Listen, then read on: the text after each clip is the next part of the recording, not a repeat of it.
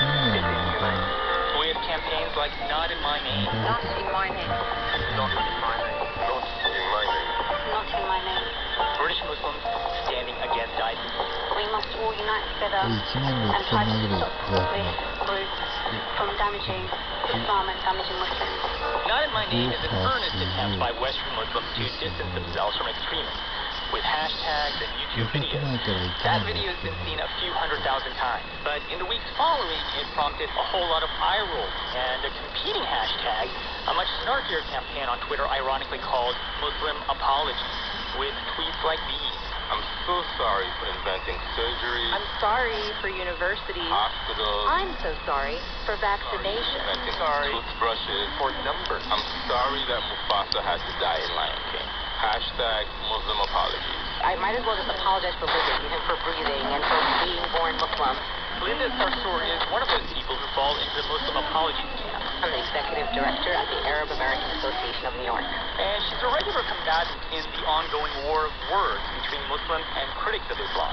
And it's not that she has a problem with denouncing ISIS, she just thinks it's a pointless exercise, because it won't sway ISIS or the Westerners who already hate Muslims. You have imams standing together from major mosques that are representing tens of thousands of people in New York City, and they're standing up as New Yorkers, as Muslims, as Americans, saying, we condemn terrorism. Where's the media? I don't know. It's pretty sad, and that's why sometimes I tell my people, I'm like, is it worth that you go out there and, say this in the abyss or write these statements, why do you feel like you have to defend yourself? You're a good American, you're leading a congregation, you're talking about social justice, you're a law-abiding citizen. Why do you always feel compelled to have to apologize for every damn Muslim out there that does something crazy or does something violent? But for some Muslim leaders, this isn't just a campaign to educate suspicious non-Muslims. Imam Al-Hajj Talib Abdul Rashid is the head of the Islamic Leadership Council of Metropolitan New York. And he says that by condemning ISIS, he's also trying to reach Muslims in his own community. The fact is that there's an onslaught of targeted information that's constantly being beamed towards America and the rest of the world from forces and places overseas. And particularly amongst the young people, they have legitimate questions. They want to know, is this perspective legitimate or illegitimate according to our faith? So one can, never teach enough and preach enough in order to establish the truth. Harun Vogel's a fellow at the Institute for Social Policy and Understanding and writes a lot about Islam. He says the job of countering extremism and suspicions about Muslims becomes exhausting. Whether or not you want to, you have to say over and over and over again, this is not us, this is not what we believe. I've been reporting on the Muslim issue for a while now, and periodically when things got quiet and there weren't any extremists or controversial mosques in the news, I'd think, maybe America's moved on. But now I realize that's not going to happen. This isn't something that will just go away, so I'm curious about these two hashtag campaigns and have wondered which of them is more effective. In this corner you have Muslim apologies, snarky, hip, progressive, and over there the very earnest Not in My Name. I turn to a communications expert, Robert Perez. I'm a strategist for social causes, and in particular I explore what makes humans tick. A couple years ago, Robert worked on a campaign to convince the Presbyterian Church to ordain gays and lesbians as clergy. They ran ads in the main Presbyterian Church magazine featuring stories of the LGBT faithful. We also shared the stories of straight, conflicted Christians who had had a change of heart. We called them journey stories, where you show the conflict, you show the concern, you even show the fear, and those stories proved to be very powerful. The campaign apparently worked. Conservatives who voted against ordaining gays and lesbians switched. Robert says that with these sorts of hearts and minds campaigns, it's critical to address the real fear that some people have of the other, whether that's the LGBT community or Muslims. We want people to empathize with us, and we need to empathize with them. And that, he says, is why the Muslim apologies response is likely to be counterproductive. As hip as it may be, it doesn't reach across the aisle. So unless you reflect and acknowledge that fear, a campaign like Muslim apologies might end up being a roadblock. Good at rallying people and bringing people together who were like-minded, but perhaps not the right way to frame a conversation to help lessen anxiety and fear among those folks who maybe do not know Muslims themselves. Which quite frankly, is a lot of Americans. But there is another way to look at these two approaches. Taken together, they could signal to outsiders that Muslims don't speak in one voice, that they're not a monolith, that some may have a sense of humor. Harun Mogul says they're both illustrations of how Muslims are articulating their identity in a style that other Americans can relate to. Now you have to make it explicit. You have to hashtag it. You have to talk about it. The very specific forms are different because now we have social media. We didn't have that 50 years ago. But every minority community has had to do that. Is that fair? Not really. But that's just historical reality. And I think what you're going to see in the next 5 or 10 years is more and more of this sort of explicit embrace of an American identity. And the fact is, it's not just Muslims, not just minorities. A recent spate of violence against women spawned the defensive hashtag, not all men, which prompted the hashtag response, yes, all women. Call and response of Twitter is the currency of our time. You're torn with these conflicting impulses. On the one hand, I want to push back against ISIS. On the other hand, for the love of God, can I stop talking about Islam and just be a normal human being and have the same concerns and realities as anyone else? And go watch Walking Dead, for example.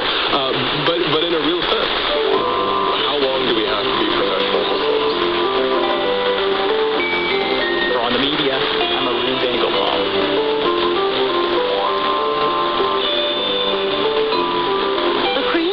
Collective identity can be deliberate and strategized, as you just heard, but more often it's unconscious, refracted through the stories we tell ourselves about our past. Sunday, November 9th, marks the 25th anniversary of the fall of the Berlin Wall. You'll see lots of scenes of joyous dancing and exultation, Ronald Reagan's famous admonition to Gorbachev to tear down this wall, maybe even David Hasselhoff singing on the rubble on that New Year's Eve. To Rachel Summerstein, these now iconic images did not dominate the initial coverage of the collapse of the wall. They came later. The euphoria was definitely shown, and especially by NBC, because Tom Brokaw was there. But it was also tempered with this ambivalence about Germany's unification. But would a giant German state once again dominate Europe? The memories are very real, of course. Owen remembers. We saw images from Triumph of the Will. Nazi flags on the Brandenburg Gate. It was very muddled. On the one hand, it was this openness, it was this freedom, which was so exciting. But also there was this persistent concern that we could be looking at a Fourth Reich. Even Garrick Utley, who was the reporter at the time filling in for Brokaw, said the idea of unification is something that causes pain for millions of people. And oddly, you've noted that given the significance of the event, there wasn't much attention paid to the anniversaries that came soon after. I was shocked. Although CNN marked the anniversary in 1990, it was really an aside. It was an afterthought. I can't imagine a year going by, if we look at the Hurricane Sandy anniversary coverage, a year going by and the media not making a big deal of it. When the turned out, how all the bad stuff that has come to Germany since the wall fell. Unemployment, which did rise. Anti-Semitism, which did rise. And not showing us the euphoric pictures. We didn't see them. We saw instead pictures of confrontations with police. Seekers took to the streets, often beaten by police and jailed. Anniversary coverage from 1994. And all of the law. Historically, one of those funny coincidences is they did happen on the same day. Although Kristallnacht did start on November 8th, if you want to be technical about it. But when Tom Brokaw introduced that segment, he said November 9th was the day of defining moments in German history. History 54 years ago was called Kristallnacht, the night of the broken glass, the start of the Nazi attacks against Jews. 3 years ago, the spectacular fall of the Berlin Wall. These images used were all from the Kristallnacht. Those were the archival images used to illustrate this commemorative story about the wall collapsing. So when did we start seeing these images that we know so well? We really started to see them in 1999. Why? The EU really getting going on at that point. That was a pretty celebrity moment.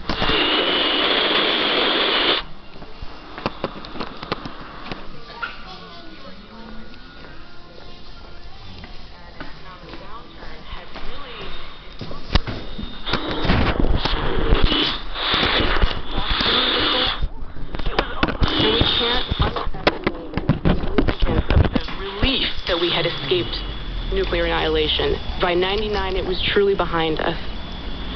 One thing that I found really interesting is that although Reagan, in his famous speech at the Brandenburg Gate, that famous line, "Tear down this wall," was cited in the early coverage, it really wasn't cited all that much. And especially the earliest coverage, we didn't even hear that line at all. Come here to this gate. We just heard, "Open this gate." Mr. Gorbachev, open this gate. I think that we didn't know what to make of this event. And that was from the media all the way up to our executive. When President H.W. Bush learned of this, he was completely unprepared. We didn't have the narrative fixed yet of what we wanted this story to be in the media. And so, open this gate suggests, let's talk. Absolutely.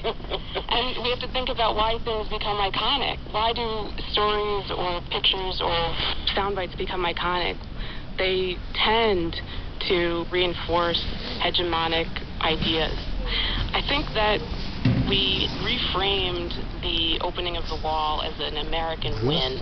And I think this idea that the United States and the powerful, rugged American hero of Ronald Reagan, that his more powerful words have become enshrined and frequently circulated, is because we really like to think that about ourselves.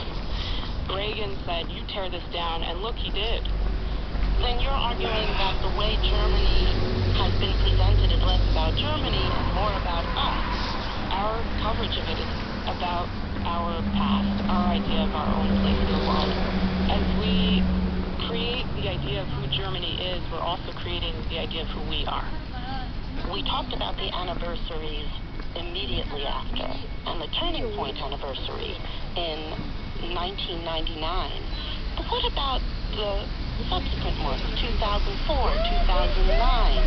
They only became more and more bombastically positive. 20 years ago, one of the most dramatic nights of the 20th century.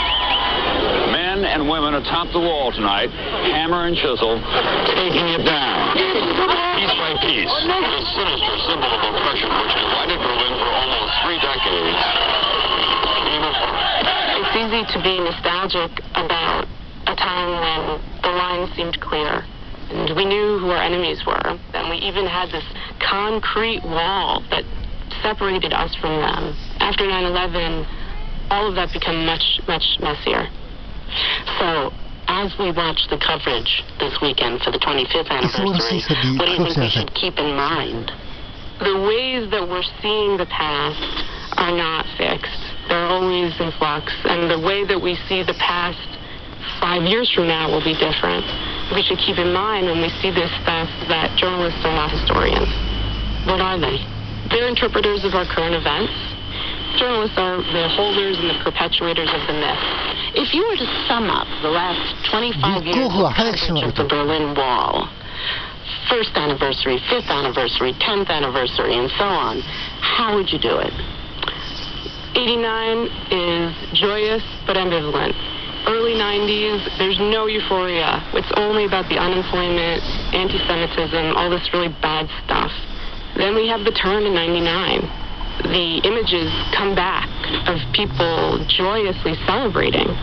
Suddenly, the anchors and the reporters aren't really talking about unemployment anymore, and they're not really talking about anti-Semitism anymore, even though unemployment was, I believe by 2000, there was 20% of former people from the former GDR. Following 99, wow, it was like, that was a good war. We all had a big party at the end. So we can see the evolving narrative of all of this through a montage of Brokaw in the last 25 years. Who even came out of retirement in 2009 to do the commemorative reportage. Maybe Brokaw will come out of retirement again and tell us how great it was. I can predict we will hear the words, greatest party in the free world. Rachel, thank you so much. Thanks for having me. Rachel Summerstein is an assistant professor of digital media and journalism at the State University of New York at New Paltz. Hi, Soha. At the wall.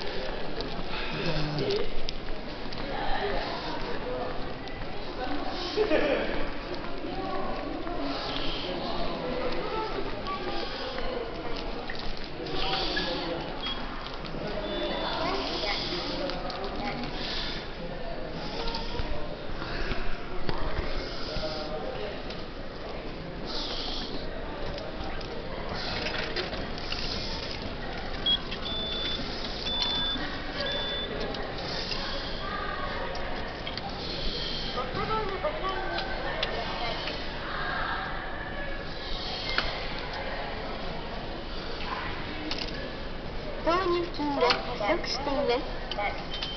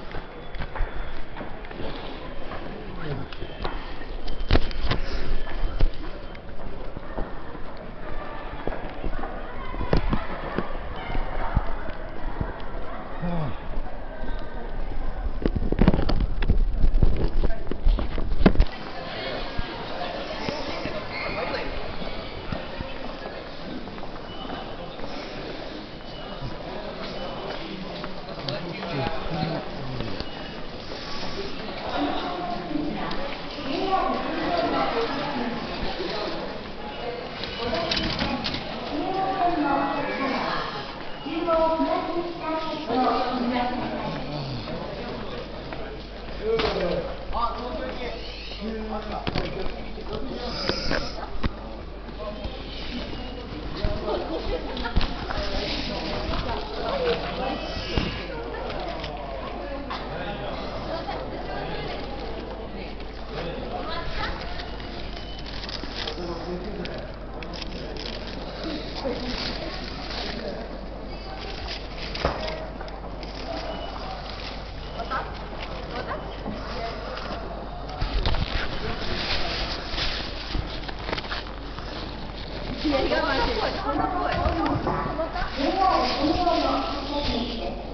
走？